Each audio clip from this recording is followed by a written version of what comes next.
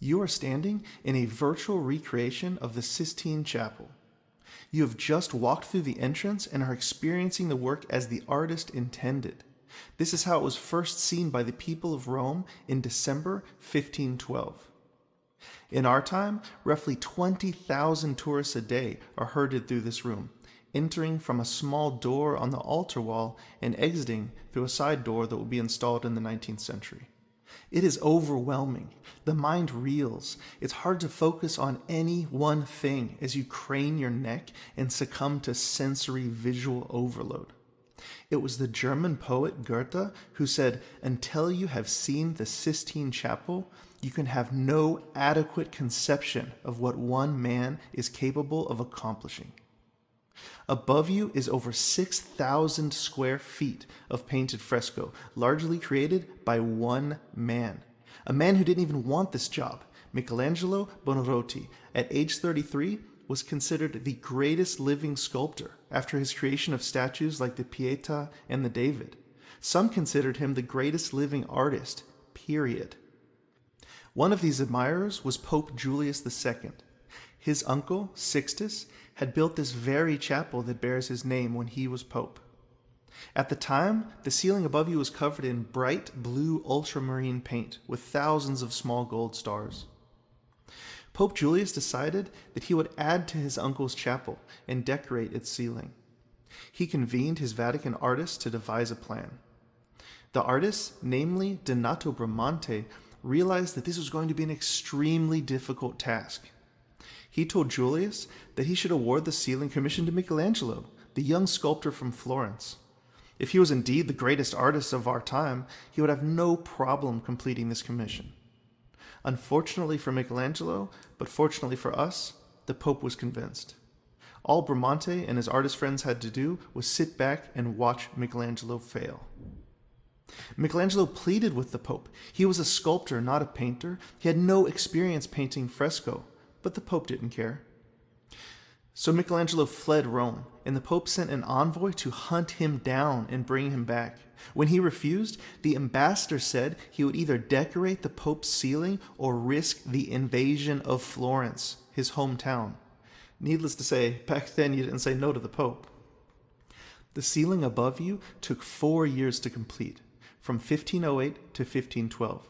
This includes a brief meltdown in the middle where he again fled and again was brought back under guard by armed papal soldiers. During this time, Michelangelo painted the entire ceiling you see, everything from the top of the windows up. Let me remind you, it took Leonardo 6 years to complete this, which I'm placing here at actual size. Seriously. Michelangelo was originally commissioned to paint the 12 apostles over the windows, and some elaborate geometric designs above their heads filling the vault.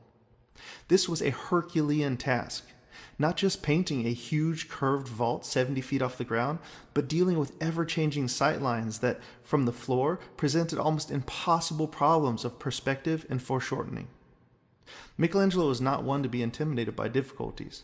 He preferred them, sought them out, at times even created them. He told the Pope that the existing plan was boring, and he would come up with something new. If he was going to do something, he was going to own it.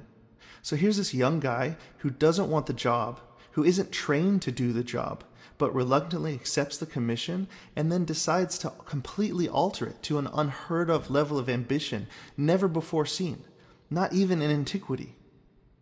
So Michelangelo decides that the chapel, as it exists now with its Quattrocento frescoes on the walls depicting the lives of Moses and Christ, what is missing is everything that came before.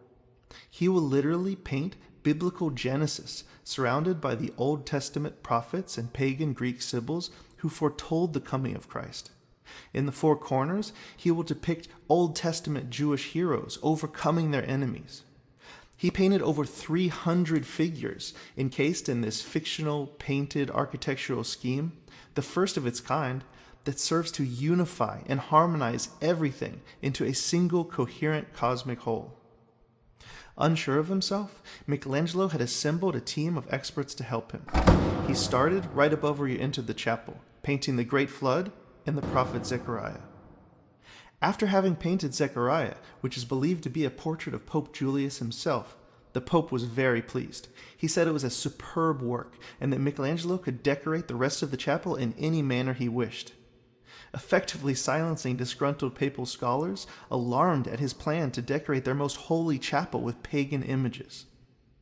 The Vatican artists, upon seeing this portrait, ridiculed Michelangelo, saying that he did not know foreshortening or perspective, that he was essentially a fool.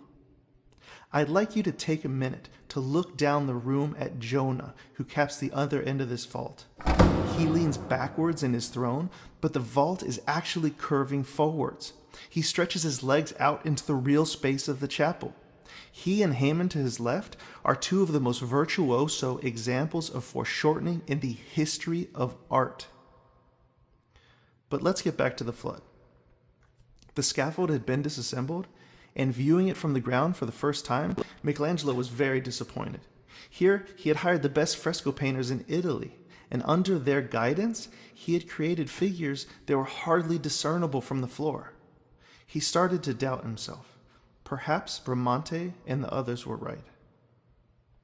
Never one to waste energy on confrontation, though, he arrived the next morning and locked everyone out. Save for a few Florentine friends to aid him with preparations, he would do the rest himself, and the doors would remain locked. You'll notice that from here down the vault, the figures become larger. They all exist in 3 dimensions, as though they are occupying space amid the marble architecture. This is a sculptor painting. There are no lush environments or backgrounds, no incidental details whatsoever. These are massive giants, looming figures that demand our attention as individuals. Let's go over the central flattened section of the vault. What's depicted are the first 9 verses of Genesis, starting at the altar wall with God separating light from darkness and ending above you with the drunkenness of Noah.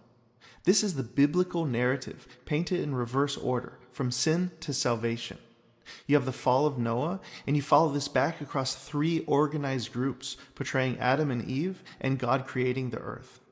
Remember, the guy hesitant to paint 12 apostles has now decided to depict the creation of the entire universe. Notice this large marble fence erected on the floor, the transept. It was meant to divide members of the Vatican from the visiting faithful. If you look up, see how this feature divides the biblical narrative. God is only portrayed on the liturgical or Vatican side and does not cross over into the lay area of the room to mingle with us common folk. Flanking the biblical histories are the giants we spoke of, the Old Testament prophets and pagan sibyls who foretold the coming of Christ. They are superhumans that exist on a plane between God and the lower figures surrounding them. Those figures, in the triangular spandrels and rainbow-shaped lunettes above each window, are the ancestors of Christ. These are some of the most profoundly human images ever painted. This concludes our brief orientation.